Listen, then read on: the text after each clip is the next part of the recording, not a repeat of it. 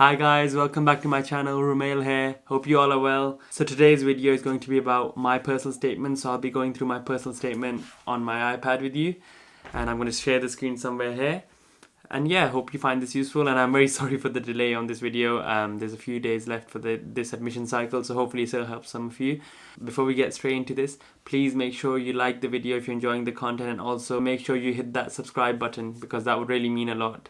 Thanks. So let's get straight into it. Okay, so I'm going to put my screen share on here. And yeah, first of all, looking through the whole personal statement, as you can see, I've structured it into paragraphs. So at the start is the intro, of course. So yeah, let me just label it on there. Intro. So my work experience, I put into two different paragraphs. So one was for primary care. Yeah, as you can see, the start. So many mistakes people do on the start is they put like a cliche line in, like my mum gave me a stethoscope and then I wanted to do medicine. So 3,000 students with the same start again and again. Personal statement is by no means perfect, but I really hope that you find it useful, and alhamdulillah, it was good enough to get 4 offers. So yeah, I really hope, even if it helps someone get 1 offer, it'd mean a lot to me. So hopefully you all find it helpful, and let's get straight to it. So as you can see, I started off with the line, so medicine will forever be a vital part of the ever-revolutioning world we are a part of. So yeah, as you know, it's probably a bit of a cringy line, but hey-ho, that's what it is. And then, okay, so then I go on to say, the complex and dynamic intricacies of the human body are what enthuse me. So yeah, this was like, so I tried to put my biological passion into some words, so that's where I got this from. But yeah, to be honest, the intro can be personal to you, how you want to put it, but at the end of the day, majority end up looking very similar. But yeah, if you can do something good or think of something you like and put it out there, it'll make you come across as more polished and give you a nice touch in front of the medical school admissions team. So yeah,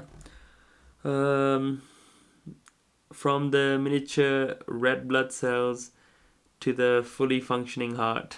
So yeah, so then I was just trying to show different examples, and elephant of the human truly fascinate me. So I'm saying what it does to me. So always remember, many people make the mistake in their personal statements. They start going on about, oh, I saw this, I did that. Like, it's all about you. So one key tip for your personal statement is, please make it about you. So say, I believe, I did this, or I arranged this, or something. So that shows that you are in control of yourself, and yeah, that gives a very good message to it gives a very good message to whoever's reading your personal statement. Okay, so yeah, and go a long way in aiding my desire of pursuing a career in medicine. So yeah, that was it for my intro. As you can see, a small intro gives the gist to the examiner. Like, yeah, they know he's another one who wants to do medicine. And then yeah, so moving on to my primary care paragraph. So one key point is, many people end up making this mistake, is they end up repeating the same phrase again and again. So that's something you should really try and avoid, because many people will end up using the word inside, or firstly, secondly, or furthermore, or in addition. You keep hearing the same repeats again and again, so you need to try and avoid that. So yeah, that's what. So I did at least 4 or 5 drafts, and then that was one of the issues I had, that I kept repeating some phrases. Then yeah, for the final piece, I really tried to tone that out. So yeah, where were we? Which gave me informal gives into how a GP interacts with patients. So I'm already saying what was the key part of my GP work shadowing. So what was I particularly intrigued by it? So like the patient to doctor relationship, that was something that really came across nicely to me. So yeah, that's why I mentioned.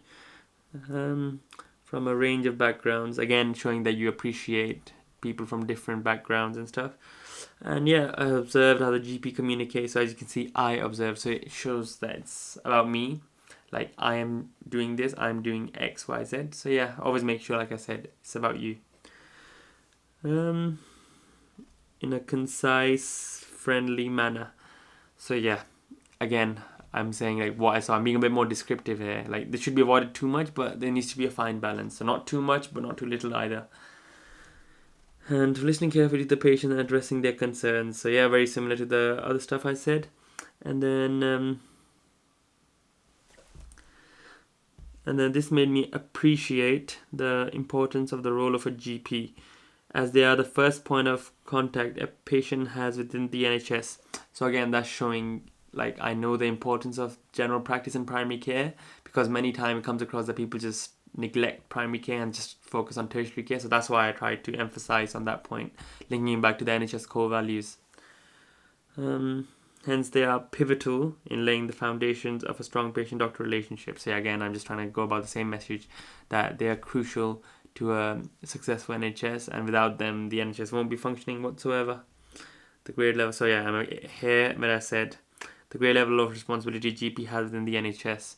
So over here, I'm just trying to again reiterate that GP has a big role in the NHS, and I do recognise that. Let's starting off with the third paragraph. So now this time it's on my work experience at the hospital. So as you can see, it starts off with I arranged work experience. So you have to be very careful with the words. So words like arranged or I demonstrated, that shows that you did it yourself. So like I arranged, so I went through everything, or like the whole process of arranging, speaking to the doctor, whatever. So this is quite a good word to use when referring to your work experience. And at a local hospital, which gave me a valuable insight into the demands of being a doctor and confirmed my enthusiasm for medicine. So again, I'm using as many descriptive words as I can and painting a picture for the person who's reading my personal statement. Basically, that was my aim, and that's what everyone should aim for. So if you can make someone feel like they're in your shoes, I think you're on the right lines with your personal statement. So I was placed in the acute medical unit. So this is just me describing about where I was. What struck me the most. So again, I'm using descriptive words, and I'm trying to avoid cliches like secondly, thirdly, or furthermore, because then they end up repeating a lot more. So and then the importance of a strong work ethic in a multidisciplinary team. So as you guys will know, the word MDT or multidisciplinary team comes up everywhere. I'm sure a majority of you will have in your personal statement, because it's like it gets you the brownie points. They're always looking for it, so you can never go wrong with that. So make sure you're always including that somewhere or the other in your personal statement. And so I had a patient who was terminally ill, and the prognosis wasn't very encouraging. So then I observed how the doctor. So again, can you see? I observed. So saying this, I did it, or I can't. I saw. It just spices it up a bit more, makes it more interesting. And then I observed how the doctor informed this tragic news to the family in a warm, approachable, and consolatory manner. So again here, I'm just trying to reiterate with good descriptive words what I saw, what I felt coming from the doctors. And again, I linked it back to the values of the NHS. This is like one of the key messages in my personal statement. I always link it back to the NHS core values. And then so that worked quite well. So as you can see here, I linked this back to the NHS. So I said, which illustrated to me how well embedded the value of compassion and respecting the dignity of an individual is within the NHS workforce, no matter how bleak the situation may be. So as you can see there, so another key tip here is make sure you've got the downsides as well. It's all have good and rosy, speaking about all the good times. Oh, I get paid well, or I get to see this, I got to see a lumbar puncture, I got to go there. But you need to be realistic in your personal statement, and also acknowledge the other side of the argument, or other side of the picture, which is that it is demanding, it is hard. So this is why I put that in there. So as you can see, the downsides of being a doctor, which are the stressful and emotional situations, referring to my own experience here, and that need to be dealt with on a daily basis. And then I believe. So again, can you see the words I believe? So I'm trying to reiterate, like, it's about me. I believe the work experiences I undertook made it apparent to me that being a doctor brings it with a whole cohort of responsibilities. So again, I'm acknowledging that they have a lot of work to do, and it's something that I can take on my shoulders.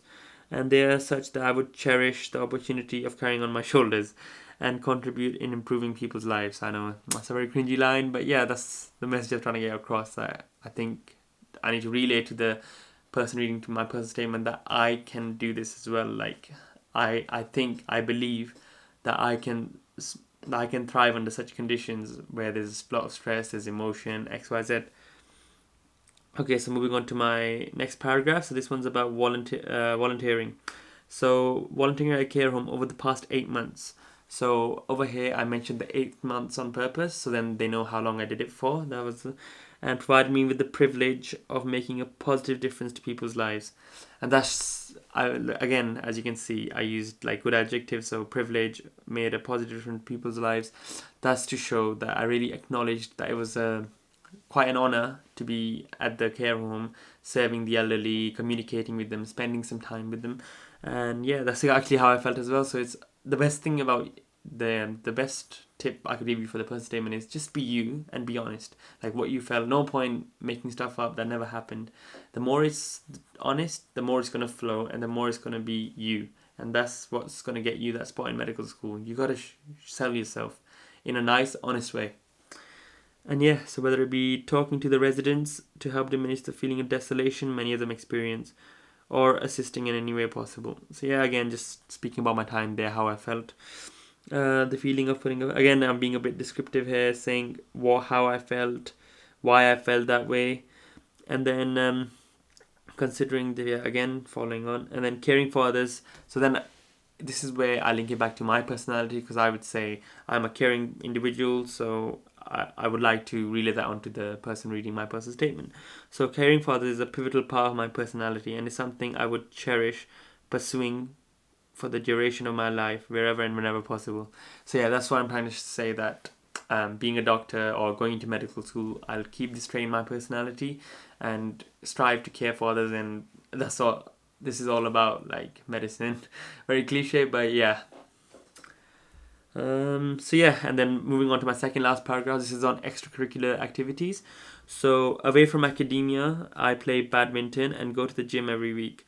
Moreover, I've always been a keen artist, with my artwork going on display in various exhibitions. I believe, okay, so on this bit, like this extracurricular paragraph, many medical schools literally specify in their requirements that put something like that about your extracurriculars in your personal statement. So yeah, that's what I did. And what I did here was, so me being good at art or whatever, like being gifted at art, I put that and linked it to manual dexterity. As you know, that's more of a dentist thing, but I thought that's appropriate here as well, and I could use some words here and sell myself, which is a very beneficial skill to possess as a doctor. And also, I was a senior prefect at school and a chemistry mentor at college.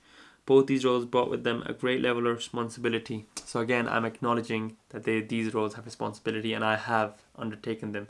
So that's demonstrating that I can deal in situations where I need to be the leader or I need to have a lot of responsibility on my shoulders. And yeah, again, so I reiterated that here. So the leadership qualities which I fulfilled to the best of my ability. Again, it's about me. So my abilities. Okay, so the conclusion. So yeah, the key about the conclusion is just keep it small and keep it concise and keep it to the point. And this is your one last attempt to sell yourself.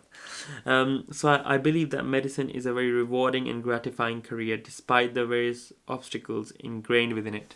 So in this one sentence, as you can see, I've said the good sides, like what I like about it, and I know there's also the downsides. However, I know that I possess, so again, as you see, I possess. So that's just trying to show that, again, it's about me. I can do this. I possess the skills to thrive and excel when presented with such challenges. So again, using the word challenge, I'm acknowledging that it's a challenge. It's a challenge ahead, albeit with the long life learning or with the stressful situations like breaking bad news or the politics at hospital. Like, there's loads of things. So yeah, my determination and devotion to become a doctor has been further consolidated through my work experiences. So here I've linked it back, put everything in my personal statement back together. So I said my work experiences, not all three of them, have really helped me can reaffirm my decision, and that's what I'm trying to sum up in the conclusion. So through my work experiences and voluntary work, which has reinforced my decision to study medicine. So yeah, so that's my conclusion. As you can see, so I think it has to be, the personal statement has to be 4,000 characters without spaces or something. Correct me if I'm wrong. But yeah, so as you can see, that was my personal statement, and hope you enjoyed and hope you found it useful. So yeah, I know by any means it's not perfect, but it helped me get 4 offers, alhamdulillah, and I really hope that it can help one of you guys also get one of your offers. That would mean the world to me. If you enjoyed this video, please like, subscribe down here, and also press that notification bell as well, and keep up to date with my content. I'll catch you in the next one. Take care.